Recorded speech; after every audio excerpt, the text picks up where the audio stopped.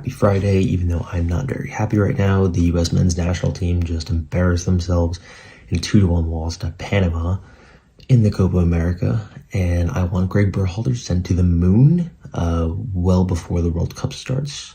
And so I want to talk about who I want to see managing the U.S. going into the World Cup on our home soil.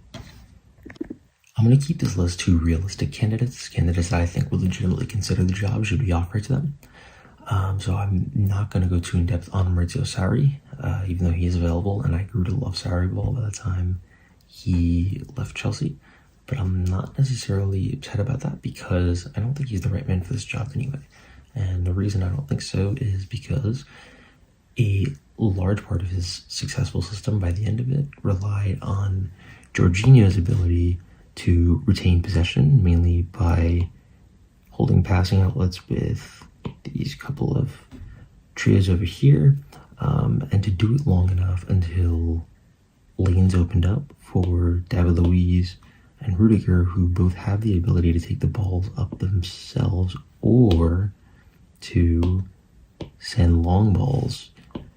And I don't think that the U.S. men's national team has a guy that can do that like Jorginho can. I would not trust Weston McKennie to retain possession nearly as well as Jorginho did, and so I don't think that Sarri's system or Sarri ball would be nearly as successful with the U.S. men's team as it was at Chelsea. And even then, it took many months for it to begin to work at Chelsea. And in the context of a national team, you don't often have that much time with a set of players to get them ready for a given tournament, especially because the roster usually changes as well based on who's injured, who's playing well, So I'm not necessarily opposed to that. I would prefer for the U.S. to go for someone with a little bit more of a practical approach.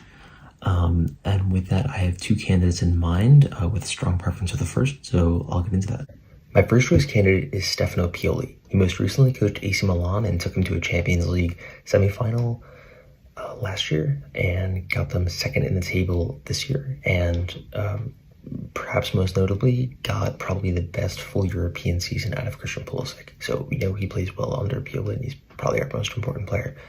But aside from that, he likes to attack in a few different ways, and I think they lend themselves well to the current U.S. squad. The first way that he likes to attack is he'll go to the center backs, and the center backs will go through the midfield, and then the midfielders take the ball and like to go to one of three players from 4 different angles. Now, when that works, it's nice because you can get Pulisic and Tim Weah into some free space, but when the opposition brings pressure on the midfield pivot, what Pioli's plan B is he takes the central guy in the front three over here, and he has him drop back to kind of a midfield role, and then he has a little triangle here for build-up play. And I think Gioreno would suit this role very well to assist in build-up play kind of from a midfield when needed. What this does, this is going to bring a lot of the defense shifted over this way because of the numerical overload here, and that leaves a lot of free space for Pulisic, and I think that's best case scenario for the U.S. I really like that option. Another way that Pioli likes to attack is kind of just by getting right into the second part of what I went over in the first option. So he'll go straight to the right back, which for the U.S. team would be Dest, and Dest would form a little passing triangle with Tyler Adams and Tim Weah, and potentially get Gio Reyna involved here, maybe Chris Richards if needed. But most importantly, what that would do is that would bring a lot of the defense over to the right to combat the numerical overload. And what that would do is that would open up a lot of space for Anthony Robinson and Pulisic to operate freely with space on the left, and those are our two of our most dangerous players in terms of speed and taking on defenders. So that is another Pioli option that I think would work really well for us. And Pioli doesn't always pass it short. And he did this really well because he had Ibrahimovic up front, who was one of the best strikers at winning aerial duels. And I know what you're thinking. That is not Fuller and Balogun at all. And you'd be correct. But you know who is that? Haji Wright. Haji Wright is very good aerially, and I am tired of seeing Ricardo Pepi come on as Balogun's sub. I would love to see Haji Wright come on for Balogun. And what Pioli's teams sometimes do is, instead of going short, like we've discussed, first two options, if there's pressure over here, what he has his striker do, he'll have him drop down over here. Turner, or the goalie, will send, in this case, Matt Turner, the ball to Haji Wright. Haji Wright wins the ball aerially. That puts the ball over there, and then that would bring the defense in, and that would give Pulisic and Weah paths towards the goal.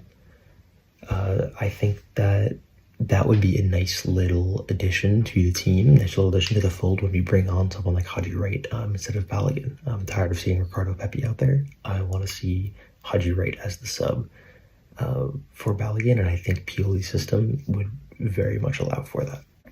And I also want to touch on Pioli's defensive setup real quickly. Pioli presses a lot. He always starts in a high press, but then what he reverts to, if that doesn't work, is a 4-5. Just pretend these three guys are back to like here, and 1. And Balogun kind of comes around here, or whoever the striker is. Left is kind of like an outlet on a fast break. So when Pioli's team does gain possession, they can either get the ball straight to Balogun, and he can hold up play and wait for Pulisic and Weah to make runs, or whoever gets the ball can wait for Pulisic and Weah to make runs, and you send them through. It's a terrible arrow. He sent them through, and with Balogun running down the middle. So that's how his counterattack would look. Not only did Pioli manage to win a lot at AC Milan playing in this way, but he did it in a quite sustainable way. At least that's what the underlying metrics seem to say about his play style. So overall, he is my first choice for the manager role for the U.S. men's national team. I think it's a very pragmatic approach. It's not a difficult approach, and it's not one that takes an immense amount of skillful players, which we just don't have an endless supply of, and that's okay. But I also do want to cover a second candidate, and I won't go as much in depth. Another similar in that I think it's a much more pragmatic candidate, a very, very primitive system, I guess is the word, but it's very organized, and I think it could suit this team well, but I'm not as crazy about it. With that, my second choice, based on the current available managers, would be Urs Fischer, who most recently managed Union Berlin, and most notably took them to their first ever Champions League, and I believe he also was the one who got them promoted from the Bundesliga 2 to the Bundesliga for the first time in their history. So absolutely remarkable achievement. One that I'm not sure if they'll ever see again, but it was really cool getting to see them play in the Champions League against Real Madrid this year. And they didn't look too bad either. but he did get sacked mid-year after a very rough stretch of form in the Bundesliga, and they almost did get relegated this year. That said, I think some of his tactics could translate well to the US team, and they're very, very, very simple. So his tactics just hinge around staying very compact. That's 9 of the 11 guys all stacked in the middle of the field. What Fischer wants the opponent to do is he welcomes the opponents to stay wide. He wants the opponents to stay wide, and he wants all of their offense to come from crosses. And the reason I think that would suit the US team pretty well is because we have 2 guys in Chris Richards and Miles Robinson, who would step in as the 3rd center back. I put him over Carter Vickers for this reason, is because we have 2 center backs who are great aerially. I think they could win a lot of aerial duels in the middle. And what you do after you clear the ball or after you gain possession on defense is kind of the main way that Union scored, and that's through counterattacking. A lot, very, very, very heavy on counterattacking.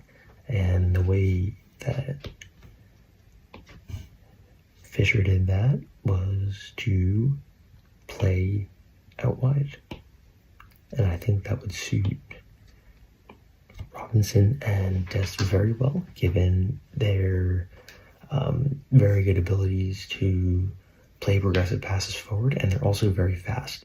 Though my problems with Fischer are that his formation does not allow Pulisic to play in his preferred position, which is left wing. It would force him to play in a striker position, which he's done at Chelsea a couple times and didn't turn out the best. Not that he's bad, but he's much better suited as a left wing.